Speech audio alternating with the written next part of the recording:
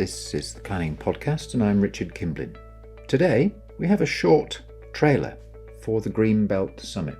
With Sarah Young from LUC, for a little while now, we've been putting together a panel to discuss what we think is a pretty hot topic in planning, the Greenbelt. Should we review it? How should the policy be framed for modern needs? I'm happy to be chairing that Greenbelt Summit, listening to what the panel has to say and ultimately helping to draw together the ideas, the thinking from that panel and from attendees, those who come and take part and contribute, so that we can produce a paper which captures that consensus and what the options for review might be. So, with Sarah and with Sam Stafford, who has his own well-known podcast called 50 Shades of Planning, we're just introducing you to what we plan to do and to tempt you to come along, participate, be part of that conversation. So it's good afternoon to you, Sarah, and to you, Sam. Welcome to this little trailer for our Greenbelt Summit. How are you, Sarah? Yeah, really good, thank you. Really excited about the upcoming summit. I think the timing is perfect, day before the general election. Terribly good timing, I think, because, obviously the key aim of our summit is to really talk about and debate the key issues of Greenbelt and to hopefully try and influence policy coming out of government thereafter. So, yeah, really excited. So got excited. Sarah and Sam, welcome to this pod, shared pod. Thank you for joining in. I'm grateful for the invitation, Richard. I will say something about how this came about. It came about really with, firstly, the objective of fun. We'd said we would do this, didn't we, Sarah, if we could make it fun. And we've had terrific fun gathering together this panel of really diverse, fertile minds. I think I posted this morning. And it's been terrific to have people's thoughts and views about how we might put together a Greenbelt Summit. We've been trying really to gather together the necessary components of a conversation, a fair, diverse, even-handed conversation about this very, very long-standing policy of restraint, with a view to getting a set of ideas and some consensus so that we can then write it up. So it's a peculiar sort of event. It's not a seminar where anybody's trying to tell anybody anything or show them anything, but it's a conversation that with a view to communique sounds very pompous, but a paper I think sounds about right. A paper to try and see what people agree about and what the options might be. And it has been fun. So thank you, Sarah, for involving LUC and all of the input that you've brought, including inviting Sam. And Sam, thank you very much to you and your organisation. You're famous for looking after your pod and looking after your organisation in the way that you do. And thank you for taking part. Are you looking forward to it? Very much. Very much. I could talk about Greenbelt all day, Richard, let alone a small slot in a half-a-day summit. But it's timely. It's been suggested that this is the housing and planning election. I'm not sure about that, but I think housing and planning are certainly more salient as issues in this election than in previous ones.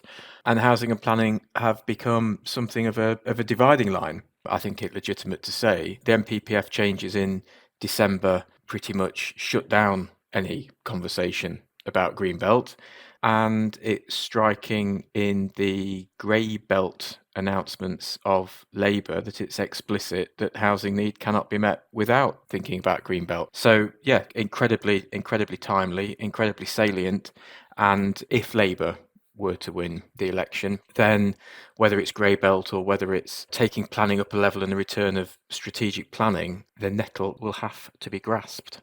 The nettle will have to be grasped. So, Sarah, we've been putting some effort into getting a diverse panel together. I don't think we've quite flagged it to them that they're going to have to be grasping nettles, but I suspect that they're big enough and experienced enough to be able to see what's coming. We've got Julia Thrift, who's coming along from the Town and Country Planning Association. We've got some academic input from Professor Peter Bishop from the Bartlett School. Steve Quatermain, a name that we're all familiar with. Been really interesting to have his input on some of the preparatory sessions. He's really interested in, if we do have review, how do we get it done? How do we make it happen? How do we make it happen? That's going to be a question, isn't it? And Sarah, we've got Tony Juniper coming along, I think. Yeah, no, I'm really pleased that Tony could come along. I don't know if any of you, he wrote a really interesting article about the Greenbelt back in November last year, and that basically set out, similar to what you've been talking about, Sam, about sort of the issues and the nettle that we have to be grasped, because he was sort of saying new homes have to get built, but we also obviously have the green belt that needs to be protected, but the two don't necessarily need to be oppositional, that this oppositional mindset is not necessarily needed, and that there could be benefits for both. So I think that, his input's going to be enormously valuable. Well, we've certainly got thought leaders there. We also have James Corbett Bircher, well known in the planning inquiry world, a colleague of mine, and Fiona Lee McQueen from Turley, who is busy both in terms of promoting local plan work and also in the decision-making context too. What we've done is to split this out into 3 topic areas. We've asked 3 questions, haven't we? Is Greenbelt policy fit for purpose today? Secondly, are local plans the best way to define Greenbelt? That's the filler in the sandwich here, tricky topic. And then thirdly, do the mechanisms for developing within the Greenbelt work? So those are the 3 topics for our panels to grapple with. Those are the nettles, our 3 nettles. As I said, we're trying to encourage a conversation. We've got our thought leaders. Of course, there's ways for people to participate, and they can come along on the day. They can be there in person, but there's, I think, arranged a great way to participate virtually and to put your 2 penneth into the debate, whether you're there or not. What we really want to do is to integrate all of that conversation that we have into some consensus. Do you think people will contribute? Totally. I think, it's probably one of the hottest debates in planning at the moment, isn't it? And I think obviously with the Labour Party talking about the grey belt, everybody's talking about this, how do we grapple with the housing issue? How do we grapple with other issues as well relating to the green belt, such as nature recovery, access to nature for people, nutrient mitigation? There's a whole raft of different issues associated with the green belt. And I think whatever sort of spectrum that you come from or background that you come from, I think people of all sections within the planning sphere are going to be interested to come along. I couldn't agree more. Greenbelt has this status, doesn't it? It's a behemoth in public policy terms, which is almost as significant in the British consciousness as the NHS almost, coming from that same era almost. And it's developed this persona of its own. So it carries this great weight of history and cultural significance almost, without wanting to overstate it. Any conversation, its starting point, you're starting from there, if you see what I mean. And then, as Sarah said, any planning or development professional, be they in transport or energy generation or housing or in the environmental space, it's inevitable that their work will cut across Greenbelt. Whatever your driving motivation from a campaigning point of view, whether it's food security or whether it's biodiversity, Greenbelt cuts across all of these things. And as a policy construct, the challenges that it generates are both short-term insofar as Sarah said, Tony Juniper was saying about reconciling immediate pressures, but it's also got given that weight of history, also needs thinking about in a in the generational sense, further to the work of the recommendation of the UK 2070 Commission. What does the country look like in 2070? Well, you can't have a conversation about that and a conversation about a plan for England, for example, without imagining what the Greenbelt function is, not just now to reconcile local plan issues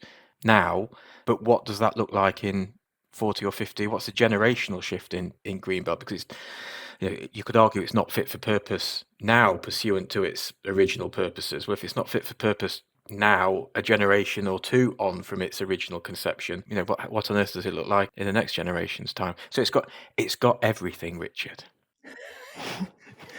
So there we have it. I know it's 80 years since it was first set up, and what other policy has stood the test of time of 80 years and not been reviewed? So perhaps this is the time that we do need to review it looking forward. We've got so many different tools in the planner's toolbox today that weren't around in 80 years ago that we can actually use to work out what is the best use of our green belt. We've got geographical information systems. We can have better understanding of what are the most sustainable locations for growth. So there's so many different things that we can do now that we couldn't do 80 years ago. So sort of equipped with those tools, I think that the time is right to have a good look at the policy and see how it can be fit for purpose for the next generation, for the next, maybe not 80 years, but at least the next 20, 30, 40 years. Well, you've both tempted me. I think I'll come along. You're going to come along. That's I'll great. go on then. I'll come along. I'm not doing anything that day. We'll give you a discount. So, 3rd of July in the morning, the Savoy, or online. The link is in the blurb to the podcast. Click on it, join in, have your say. Thank you very much, both. Oh, and just also to note that the proceeds from this are going to be donated to charity. Well, Richard and LUC were not planning to get rich and retire off the back of this, but all the money generated from the conference was going to be donated to Fields in Trust. So do come along. Wonderful. We should put a link into the charity too, shouldn't we, so people can see what it does. Definitely. Thank you both. Have a great afternoon. That was a short trailer planning podcast. We hope that you're tempted. Do come along. Make your contribution. You'd be really welcome.